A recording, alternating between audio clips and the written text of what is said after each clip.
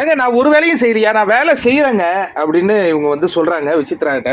அவங்க அர்ச்சனா அவன்கிட்ட ஒரு விஷயம் சொல்லணும், பட் சொல்லாமல் என்னன்னு தெரில அப்படிங்கிறாங்க. இல்லை மேடம் நீங்கள் சொல்லுங்கள், சொன்னால் நான் கரெக்ட் பண்ணிப்பேன்ல. சரி சரி இல்லை வேணாம் விடு, அப்புறம் ஏதாவது கூப்பாடு போடுவேன்.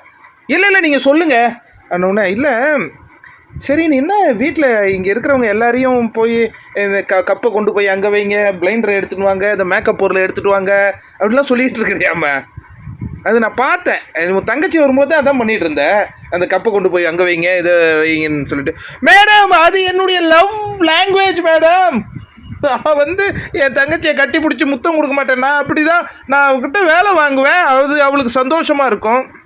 சரிடா அது சந்தோஷமாக இருக்கும், இப்போ நீ ஒரு ஷோவில் இருக்க இல்லையா, அப்போ கொஞ்சம் அதை இது பண்ணிக்கலாம்ல. நான் அப்படி தான் பண்ணுவேன். சரி நீ அவங்க தங்கச்சிக்கிட்ட பண்ண, அதுதான் உன் பழக்கம் போல இருக்குது. நீ என் தங்கச்சி நீ பெருசாக வேலை எதுவும் செய்ய மாட்டே போல இருக்கே, உன்னை பேம்பரிங் பண்ணி உழைப்பாங்க போல இருக்கு.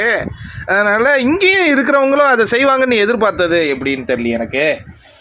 அது இப்போ நீ கேட்டால் எடுத்து கொடுத்துருக்காங்க, பட் இருந்தாலும் அவங்களுக்கு எதுக்கு உனக்கு எடுத்து கொடுக்கணும், அது யோசிச்சு பார்த்தியா? கொஞ்ச நேரம் எழுதிட்டு இருக்காங்க. இங்கே பார்த்தா கேமரா இன்னொரு ஆங்கிள் வருது. ரவீனா ஏங்க எனக்கு வந்து அந்த மேக்கப் பொருளுங்க அது அவங்க பெட்டியில் இருக்குங்க, அது பக்கத்துலேயே உட்காந்துருக்காங்க, என்ன எடுத்து கொடுக்க சொல்கிறாங்க. உடனே பூர்ணிமா வந்து ஏங்க சாப்பிட்றதுக்கு அவங்களே சின்ன பிக் பாஸ் வீட்டில் தானே இருக்காங்க, அந்த ப்ரெட் எடுத்து அவங்களே சாப்பிட்லாம், என்ன எடுத்து வைக்க சொல்கிறாங்க.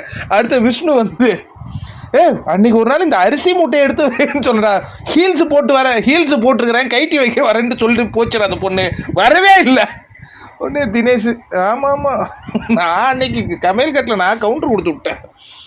விஜய் வருமா வேலைலாம் அவங்க ஏதோ பார்க்குறாங்க சொன்னால், பட் நான் இதை செஞ்சேன் அதை செஞ்சேன்னு ஒரே ரிஜிஸ்டர், அது எனக்கு பிடிக்கல.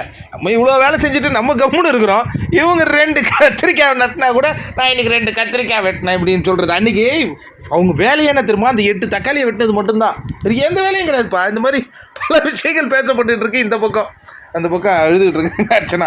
இதில் வந்து அவங்க சிஸ்டருக்கும் அவங்களுக்குள்ள லவ் பாண்டிங்க வேலை செய்கிறது தான்னாங்கள்ல, ஒவ்வொரு தம்பிகளுக்கும் தங்கச்சிங்களுக்கும் தான் வந்து வழி தெரியும்.